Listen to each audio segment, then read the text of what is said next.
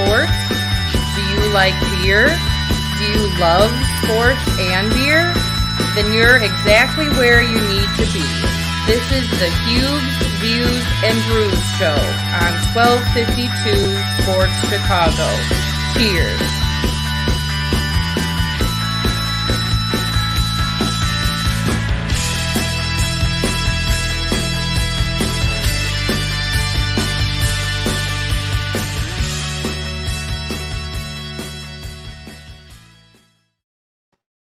Welcome in on a cold, chilly Monday, but hell, it's January. We're supposed to be cold, right? Fred Huebner, Huebs Views and Brews, and this is now my only outlet to talk sports and beer, as yesterday was my final day on ESPN 1000, and who would have thought it that I would have been on TV yesterday? They did a quick little piece on ABC 7. No, not about my retirement, but about the Bears getting ready to get rid of Matt Nagy and also Ryan Pace.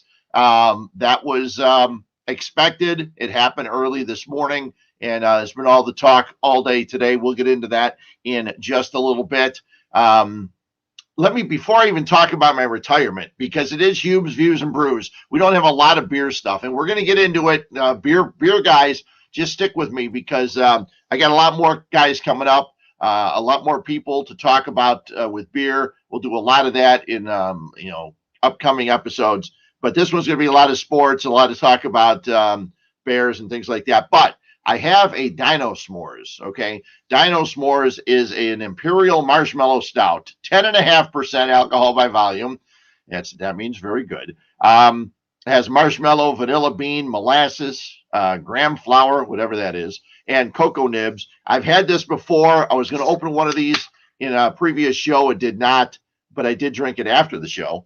And it's very tasty. I've had it before. It was one of my favorite stouts. And if you've watched enough of these, if it's a stout and it's got marshmallows, or if it's got vanilla and chocolate in it, I usually like it. And this is one of the ones I really like.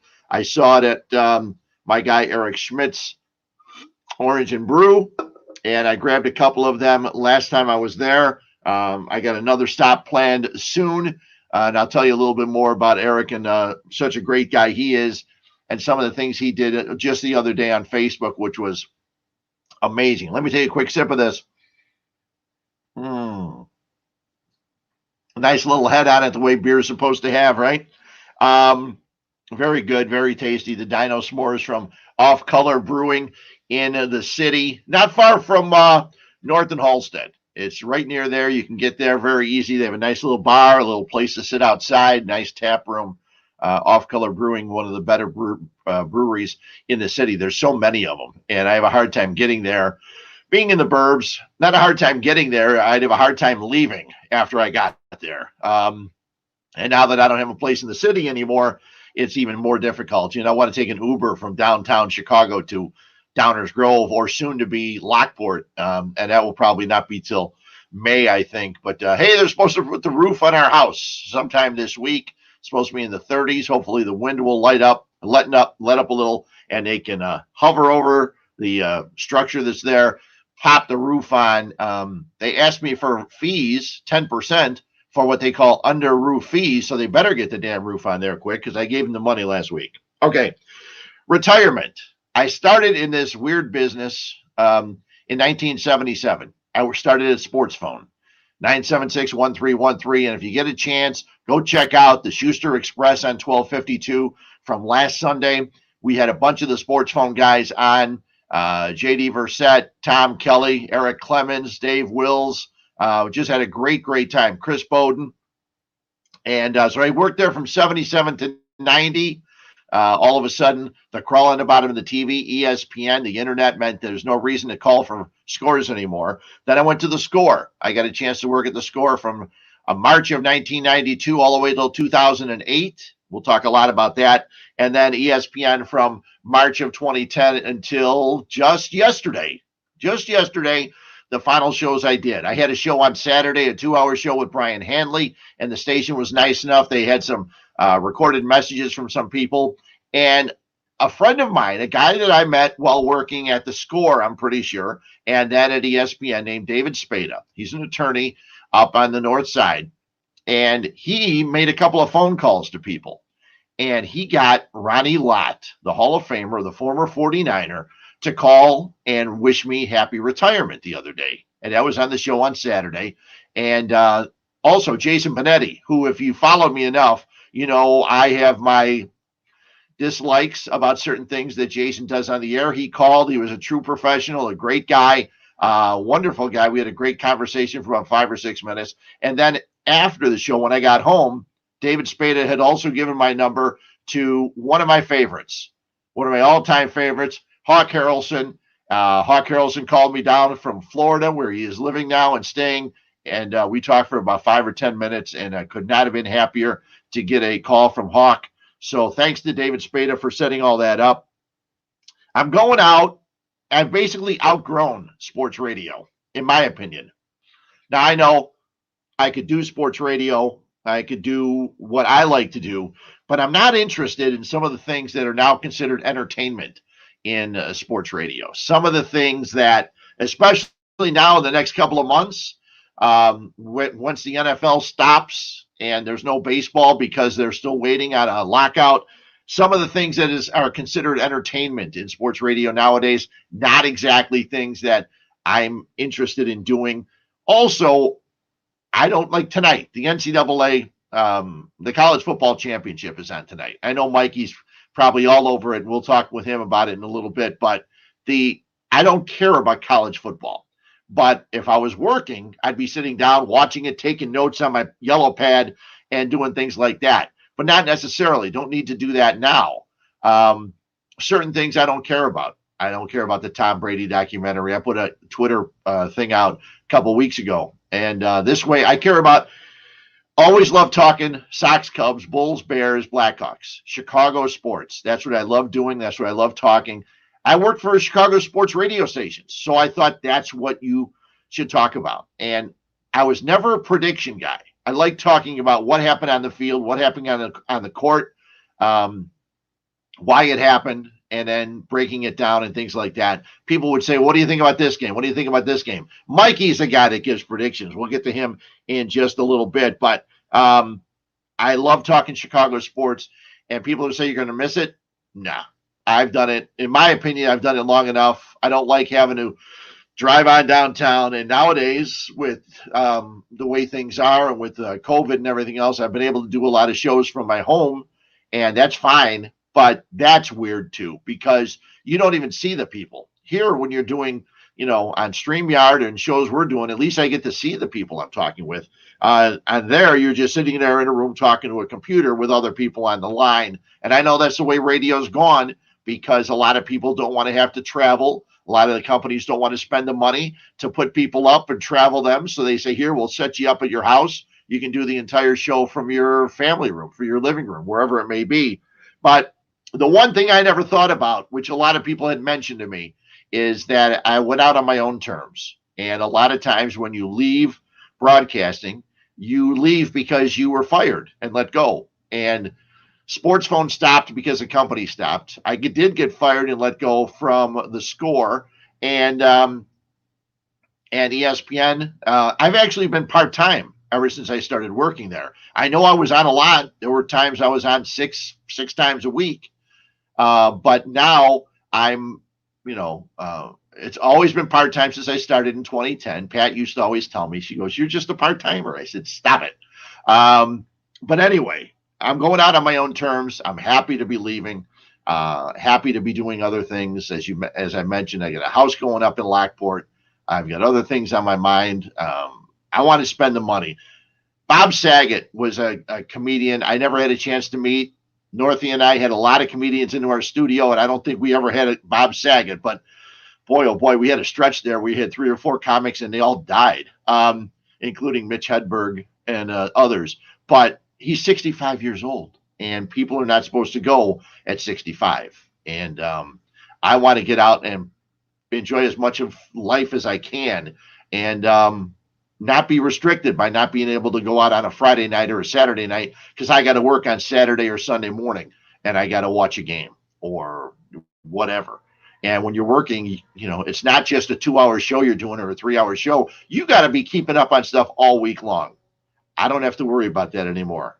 And that's a sigh of relief. If I want to watch a game, I'll watch a game. If I don't have to. I can read about it. I can go online and check it out. So going out on my own is a lot of fun. Now, I told Fat Mike, our producer, and the guy that runs 1252, I said, listen, I told him this a month ago. I said, when I retire, after I stop working at ESPN, on my first show, I want to have two guys that I work the most with on radio. And those two guys are Mike Murphy and Mike North. And I work with Murph. There's Murph. I worked with Murph on the weekends and the evenings. And there's North. I worked with Mikey for 4 years doing morning drive. So morning drive for 9 years. Not a lot of people get a chance to say they did that. I got that chance, that opportunity. So I wanted to get these two guys. Murph, North, how are you? Hello, Fred. I can't believe it's good to see Murph. Murph, I hope Dana's doing well. Haven't talked to you for a long time. You look terrific, and it's just great to be on with you, Fred. Congratulations on the retirement, and I know Murph will expand on that, but always good to see a true pro. And you know what? You did a great job, and now you get to chill, like you said. So great. Good for you, man. Say hi to BB also. Definitely, Murph. Definitely. Yeah. Well, and you guys, I learned a lot from both of you guys. A lot of times people say, I get a lot of questions all the time. Tell me some Murph stories. Tell me some North stories. Some of the North stories I can't tell to anybody. They can go to our grave with us. But anyway, I always tell the story, like with Murph, I'll say, listen, I told the story with Schuster last week. I said, every time we got new producers, I sat him down and said, listen, there's two things you got to know about Murph. Just do what he asks you to do and don't lie to him. If you do those things, you'll always be fine. I remember telling Andy Garcia and John Momola when we started doing the mornings, I said, if he asks you to do something, just do it. If you don't do it, don't lie. Say, I didn't do it. I screwed up. I'm sorry. But if you lie to Murph, he'll never trust you again. And I don't think there's anything wrong with that. They never listened to you because they didn't take heed to that. Well, and that's what happens when you start working with the younger generation. They all started asking why. And that was the thing. If Murph would say, let's do this, do that, they'd go, well, why? Murph goes, I don't have time to say why. Just do it. And I'd probably have not quit or retired, as you call it. I like the word quit better, Fred. Let's yeah. Quit. I quit before they fired us. But you know what? The reason I quit, I couldn't stand working with those producers anymore. My favorite Murph story, I'll never forget it. I came in on a Saturday, or Murph was getting ready to do a show, and I'm not going to mention the guy's name, but I guess the guy hadn't been answering the bell. He had been screwing up a little bit. And Murph goes, hey, Northy. I go, yeah, Murph, come on over here. See that guy? Take a good look at him. It's the last time you'll ever see him. It was awesome.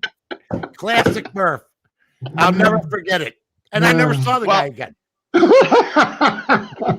Well, the other thing that Murph taught me was, if you got a 2-hour show, have 4 hours worth of material, because you never know if people are going to call. And like, they'd always tell us, just because you got all the lines lit, they're lit up like Christmas trees. Just because they're lit up like Christmas trees, right? It doesn't mean that there's more than 10 people. So you got to have stuff. You got to have stuff always ready. So if I was doing an hour show, I'd have 2 hours worth of stuff. And I didn't. I made sure I knew what I was talking about.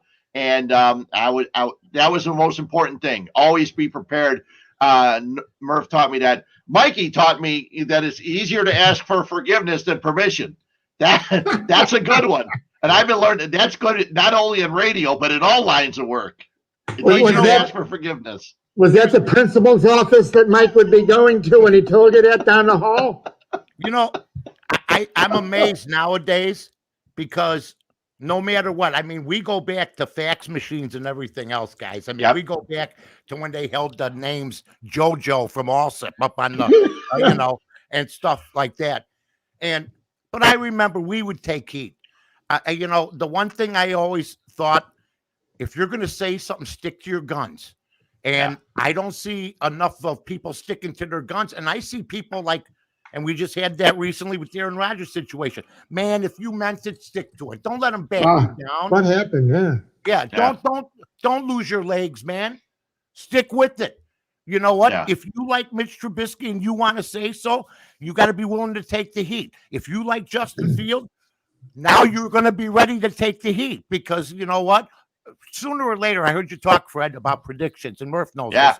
Predictions only last until they don't last, until they're wrong, or until you're proven right. And sometimes it takes years. But you know what?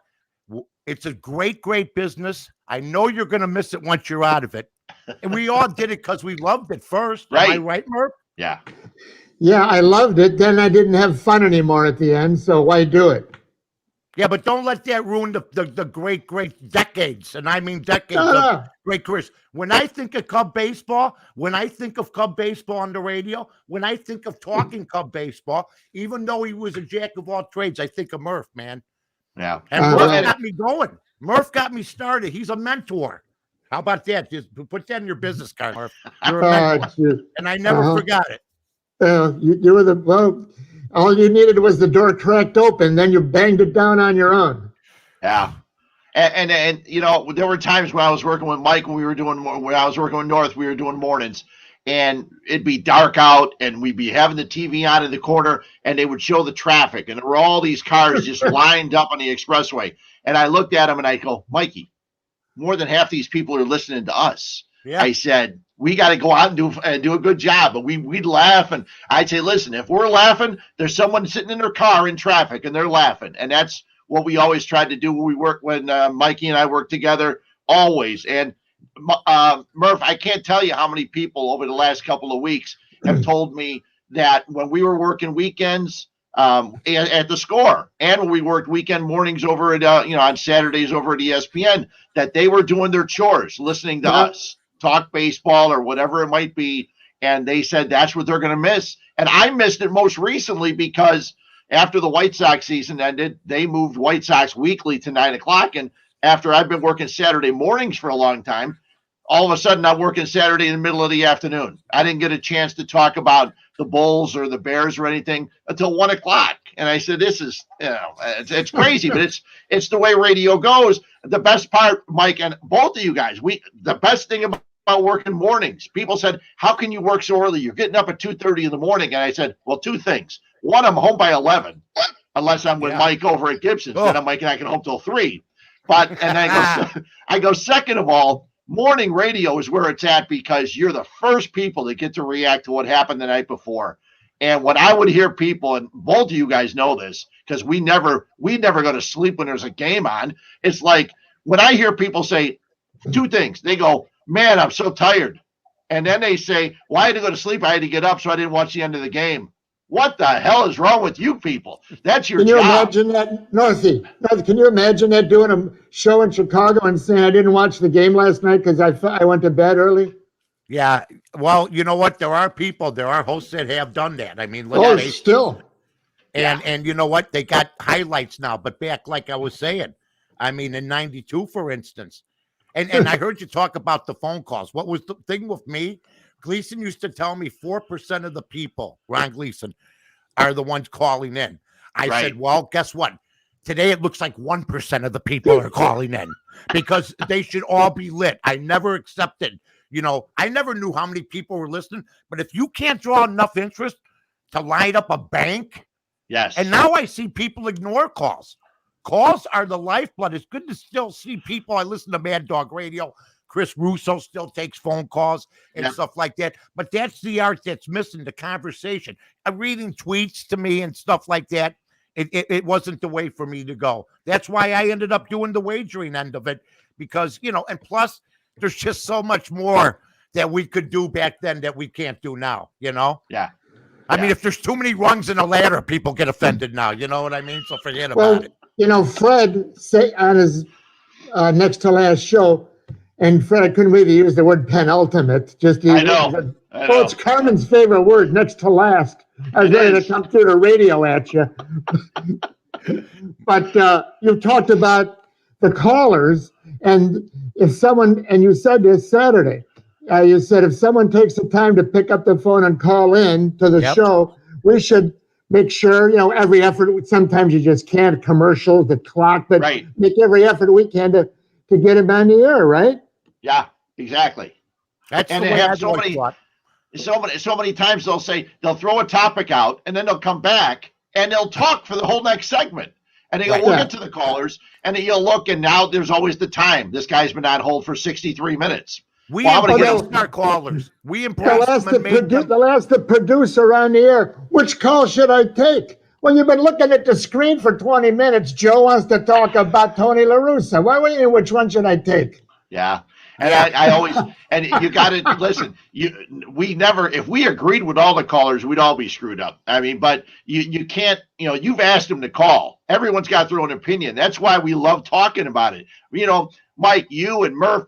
Murph was talking with his buddies in the bleachers, and they didn't always agree. Mike, you were talking with guys over at BB's, the hot dog stand, and stuff like that. You didn't always agree. I was talking to my buddies at the bars in Cicero, and that's how you get involved in it. You're not supposed to agree with everybody in sports. That'd be no fun. Everybody's got their own. But we never ridicule the callers. No. We loved our callers. I always loved our callers. Because I had the opportunity that I didn't get into the business until later, but to work retail like Murph has done, and to work retail and to actually deal with customers every day, to talk sports over the counter was the best training I could ever have. I knew who paid the bills, and sometimes I think people don't know who pays the bills, and the people that pay the bills enjoyed people talking about, hey, I was at Dakota's last night, or I was at this place or that place I heard you guys talk about. I always looked at the callers as another host. Every caller was a different host and a different challenge, because sometimes they try to get you. Back then you had to know. There was no computer. There was no Wikipedia. There was nothing to look at. You better know what you're talking about or you ain't working. That's why I've always said Danny Lee put together for music guys the greatest lineup. And I've said this. In the 90s, there were the two dominant franchises in Chicago were the Bulls and the Score, period. After that, there was a dip. I mean, a dip. And those were the two dominant franchises. And for music guys to put a Mike Murphy, a Dan Jiggets with a Mike North, to think things out, to put a Boers and a McNeil together, to have a good, strong, not only nighttime lineup for as long as we could go, but also weekends. Yeah. And that's Freddie. That's where, I mean, to me, I worked weekends for Fox for 3 years until I finally broke through the lineup nationally. And it wasn't easy, because there's sporting events going on. I worked Sunday night when Sunday night football was going on. So it was a whole different ball game, but it was also a good learning experience. Yeah. It's entertainment. Every radio, talk radio, sports, politics radio, whatever you want to call it. It's entertainment. It's entertainment number one. What you know about sports is a close number two, but it's number one, entertainment. That's right. It's about I always wanted to make people laugh. I mean, I didn't get good grades. And by the way, I just want to say this to everybody out there. I want to thank my mom and dad, no matter what. And for all parents out there, send your kids to grade school if you can, to a Catholic school.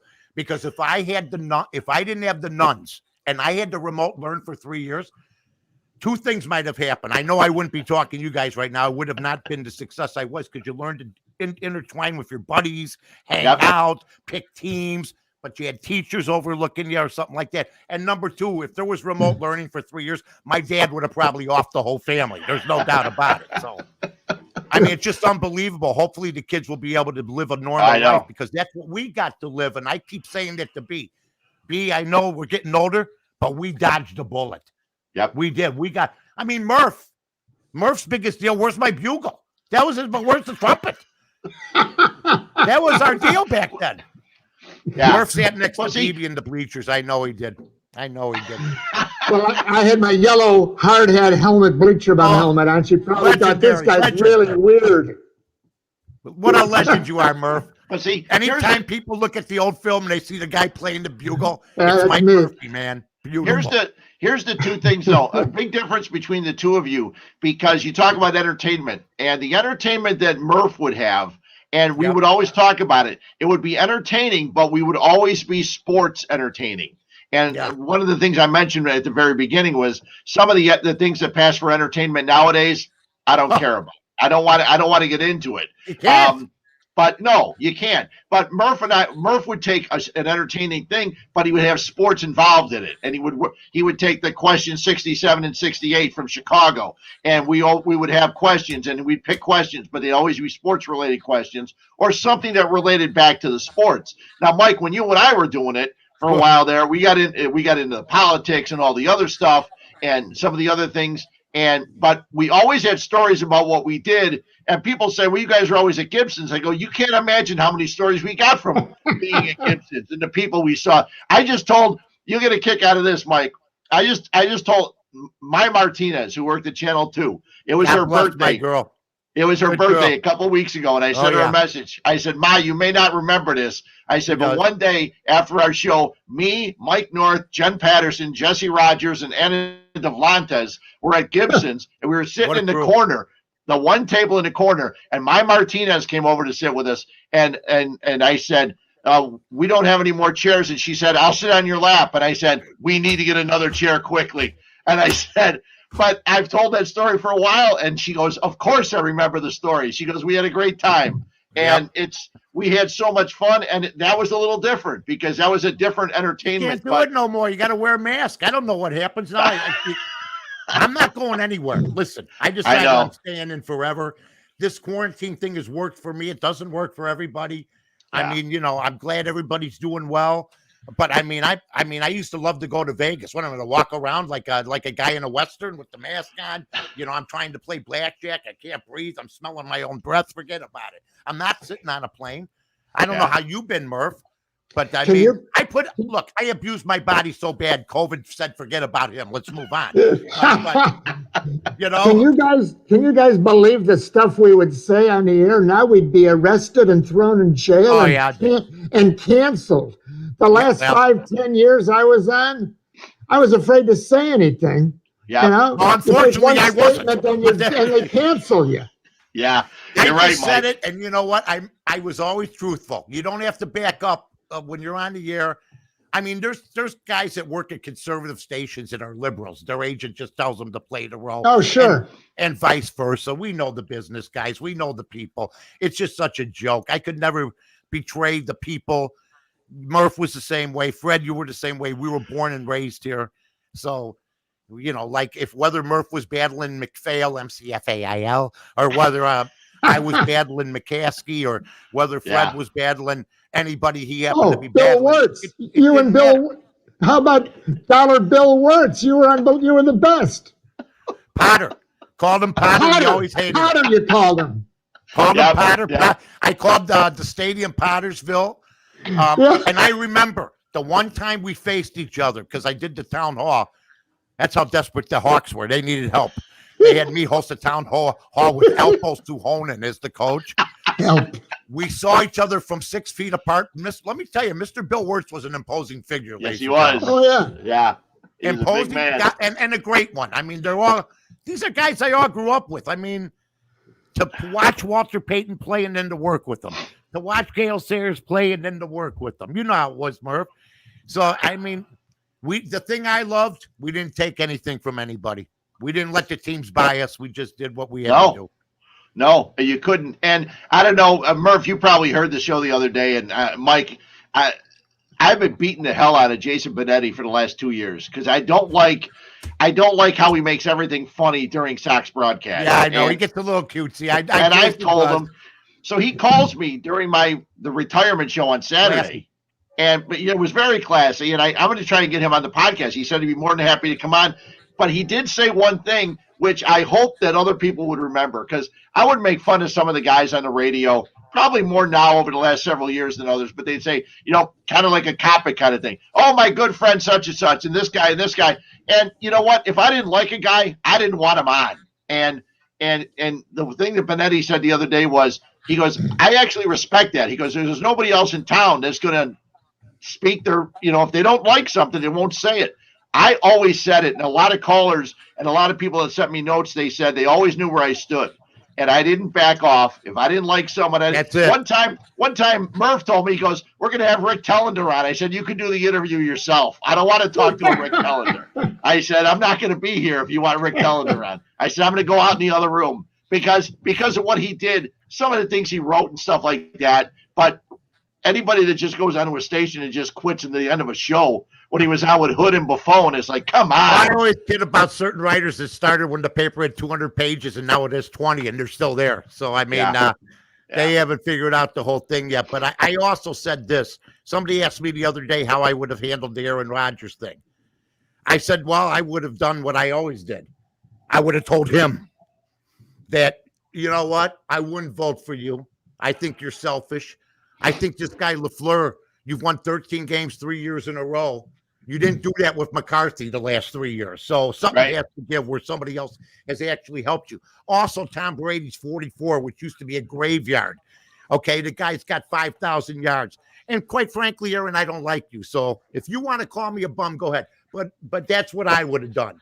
And the vaccination thing, I think, got somebody in trouble who, he got woke by the woke. So you just got to do your own thing. But the one thing you don't do is back down. And you don't change your mind because of public pressure. No, none of us ever did. No, to be honest, I've always liked Hub. The worst thing Hub did was back down. He should not. Yeah. He shouldn't have apologized. Don't apologize. You got a feeling you want to say something, say it.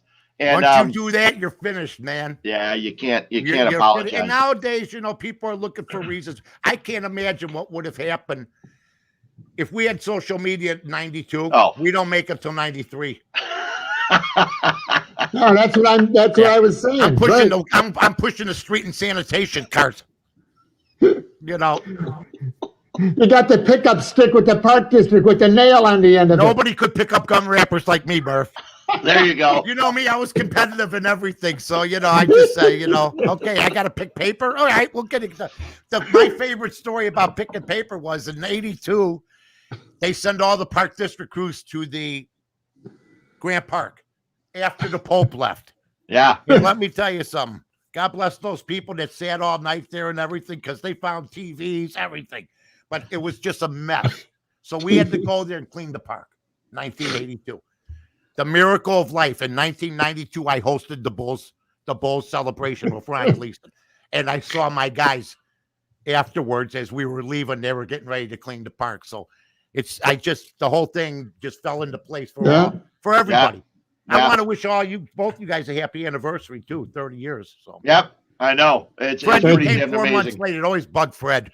Well, you know what? Right, Murph? I was very happy. I was very happy because when 15 years came around, everybody got the jerseys with a 15 on it, and I didn't get one. And I know Brian Hanley and a couple other people, they went to Mitch and go, what the hell's wrong? What do you mean he didn't get one? Because he wasn't here on day 1. He was here on day 60. And I got one in a frame hanging up in my other room, and it's going to my new house because I was there and I was damn proud of it. Where are you moving? Next to Carlton Fisk? Where are you moving? Down from Pudge? Right down the street. Yeah. No, Murph was in LaGrange, right, Murph? Yep. Grew up in LaGrange. Yep. Yeah. When George Blanda was a freak. Now Tom Brady is like almost his age. Right? George Blanda had the square toe, and he'd work out in the summer by our local park district. I'd shag the footballs for him. He had like 10 footballs. Remember the old comic book Bazooka Joe? It'd be like your bicycle tire, whatever. They put the patch on it. Remember that? He'd have these footballs from George Hallis. He'd be out there practicing by himself. I'd shag him in a bag, run him back. They all had those patches and stuff on them. They're all beat up. I'll tell you, Bazooka Joe. George Hallis. We never talk about Bazooka Joe, but the kid was 9 with only one eye. I mean, think about it, There you go. There you go. Unreal. Listen, we always knew this, too. Sports radio in Chicago, and from 92 on, there's one sport that ran sports radio. It's always been football.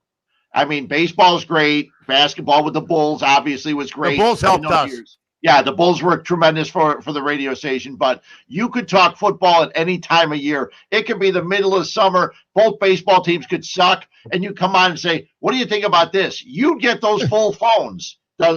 We'd be lighting up like Christmas trees because everybody in this town wants to talk about football. They love the Bears, and today is such a weird day because everybody was expecting the Nagy and Pace thing to happen. It did. And then George McCaskey talked. And yeah, look at both of you shaking your heads at the same time. It was a national embarrassment today, that press conference. He's not a people person. I've always said they should have a press secretary, like that, the one they have at the White House that fields the questions. I mean, get somebody up there that has media savvy. I mean, you put these guys up there, they're not, they're basically members of a lucky sperm club. They got the team because of the family. Sure. They don't, for the guy to say he doesn't know football, it's your business. My God, you're not an expert. It's your business. Become an expert. It's just amazing to me. The whole debacle, I've never seen a coach sabotage himself like he did by getting rid of a quarterback that could have gotten us to the playoffs. When I see Ryan Tannehill, I see Mitch Trubisky. Yeah, he could be the same thing, and he'll be signing somewhere next year. But I watch Justin Field, guys, and I don't care. You want to send I seen them all. I seen Cutler. I seen Moses Marino. I seen Steve Walsh. I seen Jim McMahon. Justin Fields can't play. If he's serviceable, be happy. But you better look for a quarterback. Period. End of story. That's what people would have been hearing from me every single solitary day. And I don't hear enough of it. Everybody fell for it. Rookie of the year. Prop Swap said the only ticket that they were having trouble getting money back from was Justin Fields' Rookie of the Year tickets. Sure. He's lucky. People that bought it, they couldn't. Yeah. He couldn't get it. He better pray that he's good enough to be a second stringer down the line. Period. Did you guys listen to that press conference today? Yeah, I listened to it. Yeah. I got here. Let's take 10 seconds. Here's some notes. This from today's 1 hour. George, I want my yellow pad. Where are you? Show me the yellow pad, Murph. Oh, we got it. Okay. There we go. So this was in the course of an hour of George McCaskey. Number one, Ted Phillips is still involved. Yeah. Number two, there'll be no president. I'll tell you why, because it's a $10 million job. That's why. Number three, the Bill Polian, he was great at one time. He's Ernie Accorsi. They have no skin in the game. In other words, they don't care. They pay me to do this search. I got no skin in the game. Number four, the GM, therefore, will be reporting to George. Number five, he actually said this: I'm open to hire the head coach before the GM or the GM before the head coach. Well, fine, but have that, you don't just like you're talking. Number five, he called Olin Kreutz a liar in so many words. Yeah, he did. Number six, this was the best. It might have been Mark Potash, our guy. He might have said, did you consider putting the president, having a role as a president in the GM? And he says, no, the board of directors decided I should do it. The board of directors is you and your mom. He said his mom told him. He reports to the mother. But the best, here's what I know. Here's why I know Olin Kreutz is telling the truth. Because Ron Rivera, Chico, when we work together at the Score, tells me, I'm going to be leaving. I go, really? What are you going to be doing? He goes, I'm going to be coaching with the staff, Wannstedt staff. I go, oh, God, good luck. I go, what kind of position? What are you going to be doing? He goes, I'm volunteering. I go, you're volunteering? He goes, yeah, I'm going to be cutting tape and stuff. Well, how much they paying you? Nothing. Yeah. He told me then. So, I believe Olin Kreutz. Well, Murph knows because in the 90s, nothing. Yeah. Murph knows because Murph did post-game shows with him. Right. Ron Rivera. Yeah. I did post-game with our favorite buddy, Doug Buffone, post-game with Dennis McKinnon, and then Ron Rivera. And Ron, he was great, except I didn't know that he was going to go work for the Bears. And we'd be in a post-game show on the Score, fellas, and the Bears would just have blown the game at the end, blown coverage. We get out, Ron Rivera, who blew the coverage? Well, it might have been a rotation. He would never get. I realized later, he wasn't going to say anything bad, and I love the guy, but you got to be careful. Hey, it pissed him off. He put a chip on his shoulder, and he became a head coach of the national. Oh no, he's a great fella, but he wouldn't say nothing. Yeah. No, and that was amazing. I remember Murph telling me, he goes, he's really good, but he won't ever say anything because he's probably going to get a job with the Bears. And there he goes. Then I get Dennis McKinnon. He's burning down the joint, man. McKinnon? Every time I saw McKinnon, he looked like he wanted to run a post pattern on me. He wouldn't just come up and say, it's like he got, he was like this, getting ready to run a post pattern. I just want to say hi to you, Yeah, he was a great guy. Absolutely. Yeah. The one thing, and I couldn't believe McCaskey mentioned the thing about you can't hire a coach until you get a GM. If you're not going to have a football operations guy and bring somebody in, and George is the guy, you got to hire a GM and let him hire his coach. Otherwise, you're screwed from the beginning. You can't do that. Well, so that's why it'll probably happen. Yeah. So here's why they're screwed now. And this is obvious. 365 days ago, they should have fired the two of those clowns and then brought in the whole new regime to pick the new quarterback. Now, we don't know if Fields is going to be good or not. He probably is. I don't know. What do I know? But he's not. Whoever they bring in now, Northey as the GM and the head coach, they got to like Fields. Well, that's the point. Guy. It's all off kilter. Nothing matches up with that. If I'm Josh McDaniel and my life depends on Justin Fields, I'm not taking the job. That's exactly. So they're going to pick a GM and a head coach that tell them, absolutely. Oh, yeah, Fields is my guy, even if he ain't. Even though Nagy didn't want to play Fields, and then somebody told him to, and that just blew everything sky high, just took away the credibility. The whole thing's a mess. Besides, the rest of the football team's getting older. Keem Hicks, 3.5 sacks in 9 games. They were the oldest team in the NFL. I read that. Could that be right this year? The oldest. Well, I'll tell you this. I can't believe Keem Hicks misses 3 Packer games in a row, but then back the following week against Minnesota, going like this when he makes a sack. We need guys to get on the field. Mac, I don't know what's going to happen with him. There's some other players, Robinson, that got to get straightened out. But if this is based on Justin Field, they're going to have trouble getting a top flight coach. But Josh McDaniel does have the knack, as we've seen, of working with a lot of different guys. So I like him. I like that guy Caldwell. He's a calm demeanor guy. He lets his coaches do the work. But I can't think of too many people that are available that I'd want. Would you bring in Leslie Frazier? No.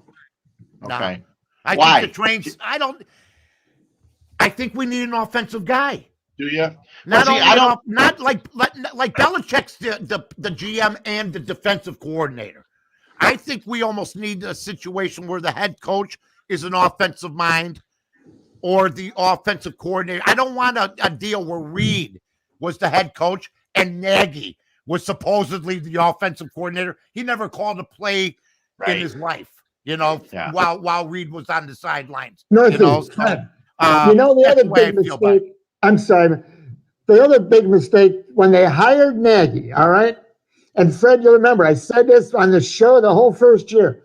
You don't hire a guy who's a rookie head coach and basically a rookie play caller and have him do both. Your first year, your head's got to be exploding just being a head coach and just being a play caller. That thing was doomed from the beginning. Yeah. I'm a Mitch Trubisky guy. I keep hearing he was a bust. I think he's going to sign a nice deal with somebody, Pittsburgh, Cleveland, Denver. Who knows? I don't understand how. I think it all fell apart for Nagy when he pulled Trubisky after they were 2-0 and he threw the interception. Foles was supposed to be the guy that was going to get it done. He couldn't. They misjudged that situation. From there, they tried to patch it up. Then they waited for Fields, who dropped in the draft. And then they traded up. I mean, are we going to beat him up now because Mac Jones might be rookie of the year? I don't think so. Trubisky, highest rated Bear quarterback ever, 29-21, 67 touchdowns, 37 interceptions. What did he do wrong to Nagy? Nobody has ever found that out. And that's the difference now. In the 90s, one of us would have found out. Somebody would have found out. I don't know what happened. But Nagy didn't think he could win with them, and look at the mess we're in now. And I'll tell you something else. When you trade up, you got no draft picks. The new guy's going to come in now. They got no number 1, no number 4. Everybody's old. There's no way anyone can turn this thing around in a year. No, I think their first pick is 37th or 39th. They don't get anybody till then. They got a 2 and a 3, but no 1 and no 4. Right. I think we're looking at the 70s.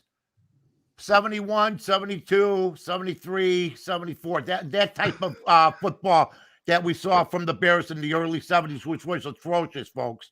Was that Abe Gibron? Yeah, Gibron, Dooley, Dooley. What they did is they promoted in-house. I mean, the guy that Hallis let go was George Allen. George Allen was unbelievable. And Eddie O'Brien still talks about how the 63 world champions, now they call it the Super Bowl if there's any youngsters out there today. Yeah. But the 63 Super Bowl the Bears won was because of George Allen, who ran the defense for the Chicago Bears. Yeah. Mike, let me tell you something, pal. You know what they gave us? You know what Hallis gave us? I get this box delivered to me, to the house. I look at it. I pick up the box. I start opening it up. A damn paperweight falls out from the bottom, breaks my glass coffee table. That's what I got. The 49ers got Mig Stoles. I got a paperweight that says 1963 champion. I know you guys have both shaken Eddie O'Brien's hand. Tell everyone watching right now. Oh, my God. It's the biggest, we used to call him a ham hock in Chicago, in New York. Biggest ham hock I've ever seen. Buffon put me up against the wall once. I've never felt such force in my life. I felt like Aussie Taylor on a 5-yard loss. I mean, these guys are they don't know their own strength. No, they don't. Just like when I raced Chris Zorch. I had been a street racer. I had raced people for money. I had won money. Used to race the kids outside the hot dog stand. Street racing. Down Lincoln Avenue, half in the bag back in the day. I raced Chris Zorch. Boom! His first 3 steps. Unbelievable. He wiped me out by like 10 yards, and it was like a 50-yard dash. Man, we used to do crazy stuff. Oh, yeah. I know. The radio was great, but the other stuff was just hilarious.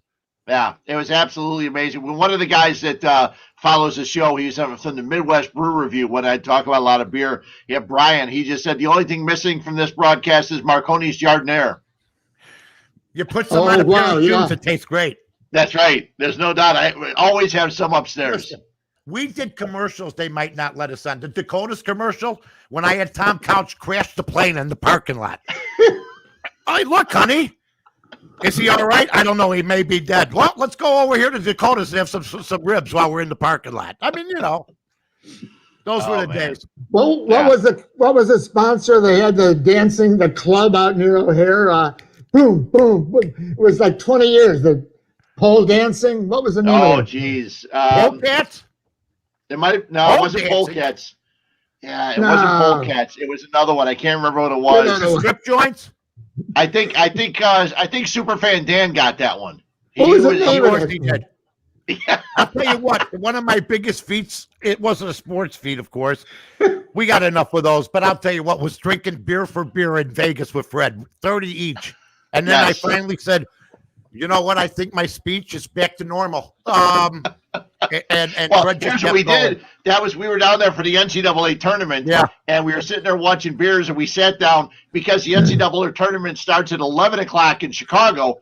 It started at 9 o'clock in Vegas. So we got off work. We sit down, we start drinking, and we keep having Jen Patterson go and get us beers. She's getting us more beers. I'll be right back. I'll get you beers. And next thing you know, our cups are up to the 30s. And the next day, I come down the elevator and I see North, and he looks at me, and I'm wearing a green shirt for St. Patrick's Day and a green hat, and my face was green. I couldn't believe we got through a show. Yeah, we got through it. Murph you did some remotes, but you didn't do as many. They never sent me anywhere except that stinking Bourbonnais. Oh my God, did I hate that? Fred, you know what I tell everybody about? We're doing a morning show at 5:30 a.m. Oh my God! They got us in a tent near like a swamp behind like one of the back fields. And the sun ain't even up yet. We're starting the show. We got no light bulbs. We can't read the paper, our notes. There's nothing. And there was a swamp of mosquitoes. Unbelievable. There's no light. There's mosquitoes, and we're doing a radio show. The second day. Remember that, Fred? Yeah, the second day we brought Heavenly Bodies. That's what it was. That was Heavenly Bodies. Yes. There you go. Mike Franklin gets on Heavenly Bodies. I had a contract, and in one of my bigger contracts, I said, listen, I don't care. I know we're making a lot of money. I know I'm got a blessed life. I know the station's rolling, but you better put in that contract. No auto show. No auto show. That was the second. They stood us up at the auto show the first year, 1992. Oh.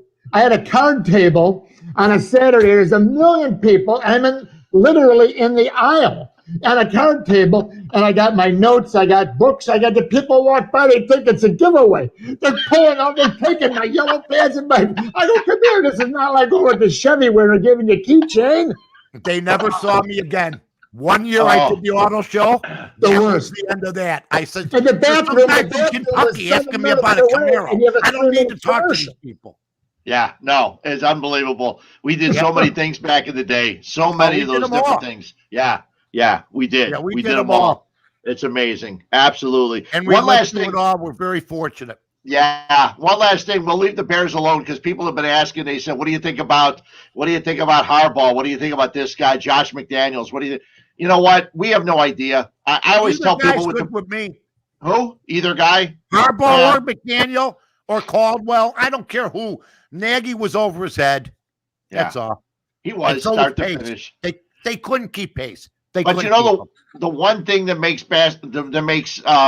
this year nice is for the first time in about 5 years you can watch Bulls basketball and actually be excited. Watching the Bulls. Oh, my God. I know, Mikey, you love basketball. Yeah. Murph and I would talk basketball so often, but it always sucked. Well, now, when they signed DeRozan, I'll be the first to say, hey, it's a nice pickup. That's what everybody said. It's a nice pickup. Nothing like this. No. Nothing like this. So much it's fun. taken them only 1 year and a couple months to turn it around. Look at that. Yeah. They kept the other guy in for 17 years. See? It does. It does. But it does help when you only need 5 guys to start as opposed to 11. Or 9 for baseball. 22. Yeah, right. 22 for foot. Right. I mean, DeRozan is a great compliment to Levine. Levine doesn't get out of control. I love Vuk. I love him. He was in a slump earlier. Hey, wait till Caruso comes back. He's the heart and soul of that defense. Yeah. Caruso. Yeah. Kobe White has been playing hard. I mean, what happened? He's shooting. He's filling up the hole. Yeah. Yep. I like them. And I like Billy Donovan.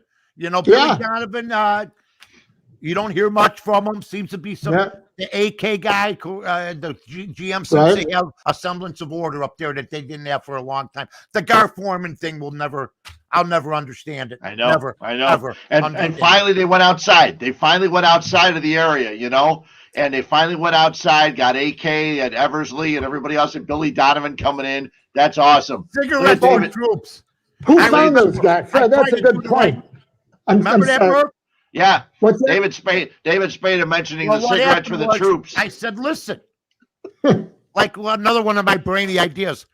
Let's go to Jack's on the expressway in Toohey, get a big dumpster outside and have people, because we were during the war of Iraq, have people come by and drop cartons of cigarettes. Well, 100,000 cartons and packs of cigarettes were dumped in this dumpster.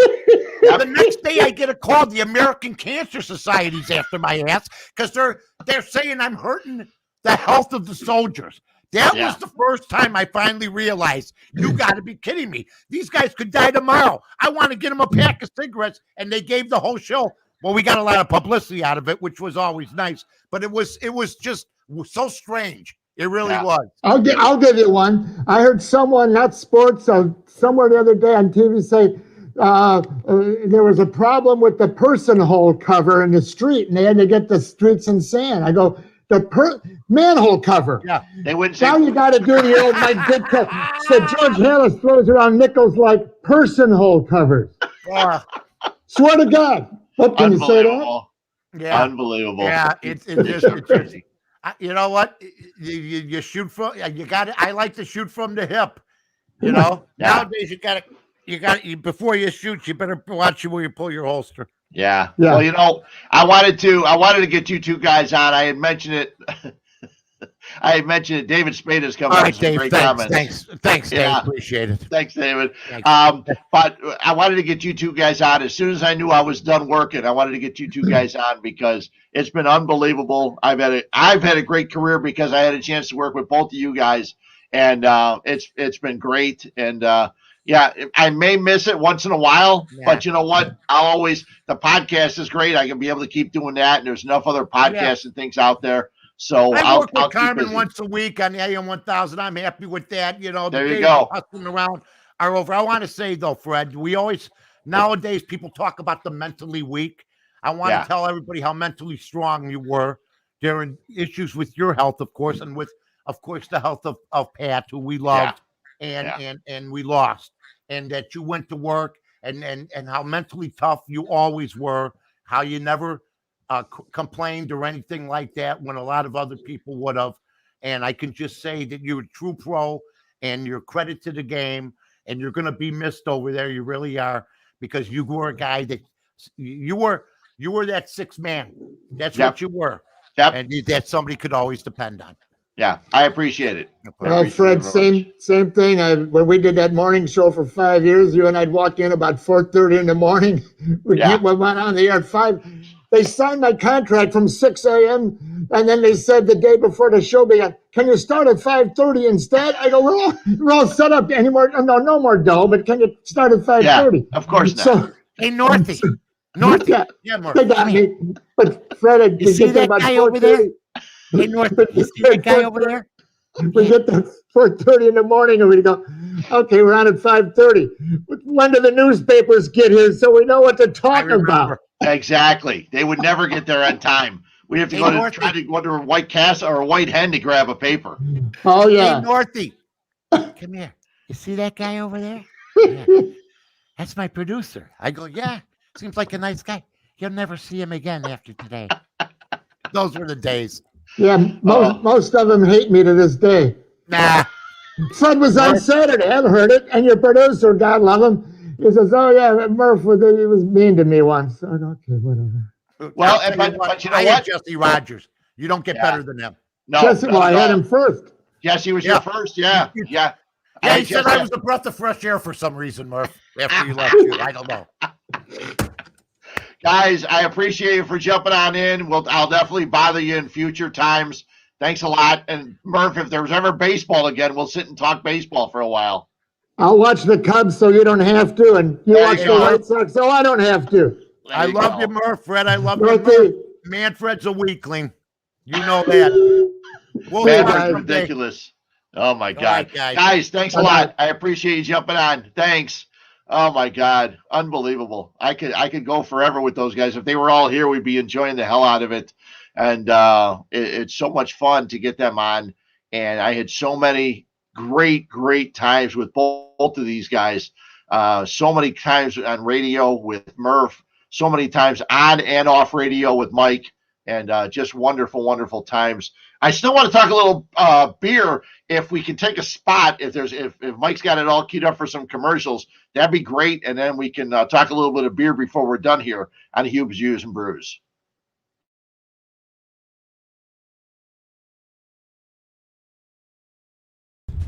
Hello, this is Paul from Nick and Ivy Brewing Company. We are located at 1026 South State Street in historic downtown Lockport, Illinois. We are very excited to be partnering up with the Fat Mike Chicago Sports Show, as well as the 1252 brand, because we are one of the few Chicagoland breweries that embrace sports and sports culture. Come in for a fresh brewed beer made right here in Lockport while catching the game of your favorite team. Stay for the live music that we have booked every weekend, or just come for a cozy atmosphere to enjoy a good conversation with a friend, loved one, or complete stranger. Nick and Ivy makes you feel right at home no matter what the occasion is. Follow us on Instagram and Facebook by searching for Nick and Ivy Brewing Company. Visit our website for our up-to-date tap list or to go shopping on our online store at nickivybrewing.com. That's NIKIVY brewing.com. Come in today for fresh brewed beer born and raised in Lockport, Illinois. Hi, I'm Jonathan Darren, licensed real estate broker with Coldwell Banker Real Estate Group in Homer Glen. Are you looking to buy or sell? Have you been disappointed in the past? The Jonathan Darren team with Coldwell Banker Real Estate Group focuses on providing you with a concierge level of service during the process of buying or selling. We are a service-oriented team with a fresh and professional approach to selling real estate. Our goal is to combine knowledge, skills, and passion to exceed our clients' expectations, and most of all, We truly care. We are a knowledgeable real estate team focused on offering expertise and innovative solutions for our clients. The Jonathan Darren team has 5 full-service real estate brokers and a dedicated full-time marketer servicing all of Chicagoland. We will customize a detailed plan around your timeline for a sale, purchase, investment, estate, or other needs. Real estate transactions can be stressful, but don't need to be. Let us handle it for you. Visit our website, homesbyjdt.com, or call 708-308-1938 today. Expect better in real estate. Choose the Jonathan Darren team. My name is August O'Neill Doozer, and I am running for the 37th State Rep, which incorporates New Lenox, Mokina, Lockport, Frankfort, Orland, Tinley, and Homer Glen. I stand for pro-life, pro-Second Amendment, pro-education, pro-police, and pro-vets. I believe that we should have a card for the vets, and they could go for service at any hospital or facility in the state of Illinois because they deserve it. My father and grandfather were Chicago policemen, and you can see them on my website at www.deuser.us. I was a police officer, and I went back to school and became a teacher of students with emotional conditions. I have been on the front line for 30 years. We need to change the culture of politics in Illinois. If you elect me, I will do my best to change the culture. I have integrity going into the job and can't be persuaded to follow the status quo. Visit my website at www.deuser.us.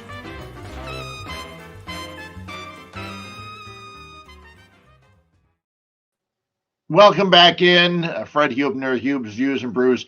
No What's Up Fred's Can today. I'm too happy with talking with North and Murph. Had so many great times with them. Wild card weekend coming up. Cannot wait. My Niners, got my property of the Niners on, t-shirt on. And they got in. They beat the Rams. They're 6-0 against the Rams. Jimmy Garoppolo is as a 49er. And the Rams are a tough team to figure out. They have been all year. I can't believe we're going into a playoffs without the Chargers and the Colts. The Colts go down to Jacksonville. They haven't won there since 2014, and they still haven't won there after losing yesterday. And then that Charger-Raider game yesterday, absolutely crazy. Fun to watch. And Justin Herbert, I would love to have seen him in the postseason. He's not there, but just watching this guy throw the ball. He converted 6 of 6 on 4th downs, and some of them were, you convert here or you don't go on. You can't win the game. You don't go anywhere. And he converted on a great one to get them to overtime. They lose in overtime. Absolutely wonderful. Thanks, Harry. It was fun. This whole show has been fun. We'll see how the Niners and the Cowboys do next Sunday.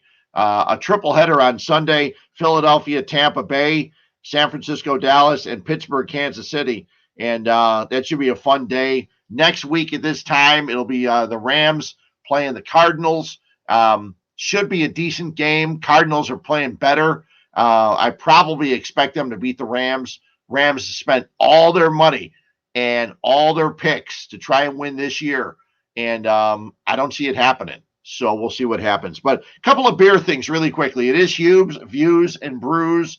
And Goldfinger did a great job. I've still got the 51-ounce Magnum of the sparkling lager that they did along with Hop Butcher. I'm waiting for a special occasion. I know I had New Year's Eve and I had retirement, but I can't open a Magnum of beer, 51 ounces. I may open it next Sunday. I'll have some people here at the house watching some football. Maybe I'll open it then, drink some sparkling lager from Goldfinger, but they've been closed for a while because they closed around the holidays. It was Thomas Beckman's birthday. He is the brewer, the owner over at Goldfinger Brewing. They open up again tomorrow, the 11th of January. There's a good chance I got nothing to do.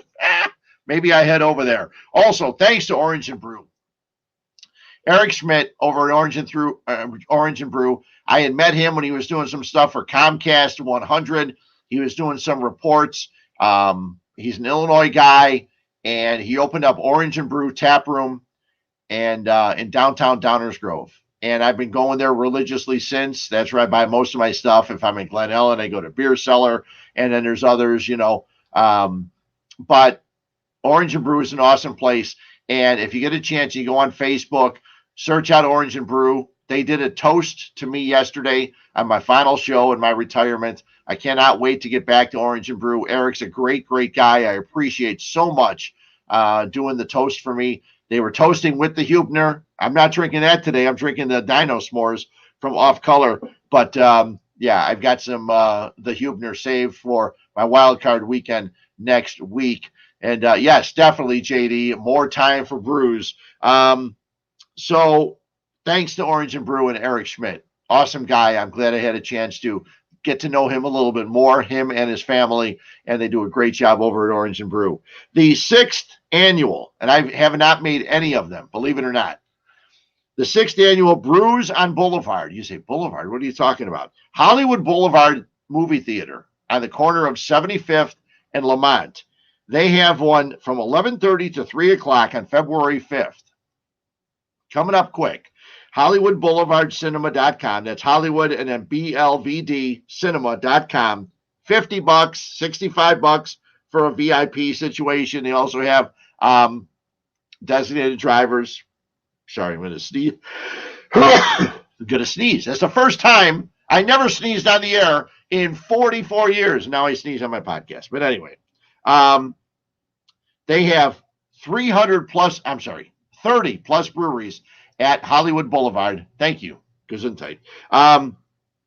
They have 30 breweries, and it's coming up February 5th. I have not been there yet. I can literally walk from here to Hollywood Boulevard, and because of that, I'm thinking to buy my ticket soon. And one other one, and I've talked about this a couple times, my guy Dustin over at the Westmont Park District. They've got the Westmont Winter Beer Fest. And if you've not been here before, it's been very cold the previous 2 times they've had the Westmont Winter Beer Fest. And you know what? Their tents and their heaters have made it toasty. Or if you want to walk outside, they had garbage cans, 55-gallon garbage cans with fires inside. It was awesome. I cannot wait. It's February 19th, the Westmont Winter Beer Fest. You can go to westmontparks.org/beerfest. It's at Ty Warner Park coming up on February 19th. It's a Saturday from 3 till 7 o'clock. I will definitely be there because it's a week after the Super Bowl, and I'll be there. I cannot wait to get there. It's going to be so much fun, and looking forward to it. So hitting a couple of beer fests, and tonight was great. Tonight was absolutely what I was hoping it would be. Mike Murphy, Mike North. I worked with Murph on the weekends at the Score when we were still a you're not going to believe this if you not from this time, but when the Score started on AM 820, it was a daytime station, which meant they went on the air at like 5:30, 6 o'clock in the morning when the sun came up, and it went off the air when the sun went down. So in the winter, we went off the air at 4:45. There was no reason for an evening show. But in the summer, we'd be on till almost 9 o'clock. So there would be a show from 6 until 9. That was usually Murph. So I would work with Murph, doing updates with him then. I would work on the weekends with Murph. And then the station went 24 hours and went to AM 1160. And I started doing shows with Murph. And I worked with Murph in the evenings. And then we worked, of course, the Score wanted to use me and abuse me. So I worked from 6 or 6:30 till 9 with Murph. Then I had to stick around till midnight to do updates to, I guess, legitimize what they were paying me, whatever. And then they decided to put us in the mornings. And we worked mornings for 5 years. And then when they stopped having us, it was me and North. And I didn't get a chance to say this when I was out with Mike, and I wanted to. Hopefully he's still watching or he hears this. But the very first day with Mike North, it was going to be Mike North and Ann Maxfield, and Jen Patterson was producing, and Matt Weber and John Momola. And what they said was, Fred, go in, do your updates, come back out. And then whenever Mike wants to talk to you, that'll be fine. So I went in to do the very first update on the first day of the show. And I said, Mike, what do you want me to do? You want me to come in, go out? What do you want to do? He goes, just stay here all the time. So that's how we started. And for the next 4 years, I worked with him in the mornings doing shows. And some of the best times of my life, some of the greatest trips, when we had 1 year after we were done with our first year, North took the entire show on a private jet to Boston for Labor Day weekend. A year later, he took us to Boston again, but realized that you pay for the private jet when it's sitting on the tarmac. So he gave us all first class tickets, and had so much fun working that show. It was fun. It was enjoyable each and every day. And all of our escapades, 90% of our escapades at night and on the weekends came to the shows, and just had a wonderful, wonderful time. Love those two guys, Mike North and Mike Murphy. Just absolutely love them. So it was great to get them on. I'll be out again next week. We'll be talking about the playoff games, wild card weekend, and I promise we'll have a beer guest. At least one, if not more. You never know. Never know what you'll do on Huebs Views and Brews. It's a whole show. I'm almost done with my Dino S'mores, and 10.5. It feels like nothing because I'm enjoying the hell out of the show. Thanks for watching. Thanks for tuning in. And again, this is the only place you're going to be able to hear from me if you care for the next while. For the next little while. So thanks for tuning in. You can always catch us on 1252 Sports. You can catch us on YouTube, on Twitch, also on Spotify. Usually the day after, all the audio is up there. You can find all the previous shows. And don't forget Fat Mike on Wednesdays. We got tons of shows. Harry Berg, who's been chiming in throughout the course of the show, does his overs and unders. Can't wait to hear his show on Friday night. We're getting ready for Wild Card Weekend. So all kinds of shows. Don't miss them all on the 1252 platform. Thanks for watching. We'll talk to you guys later here on Huebs Views and Brews.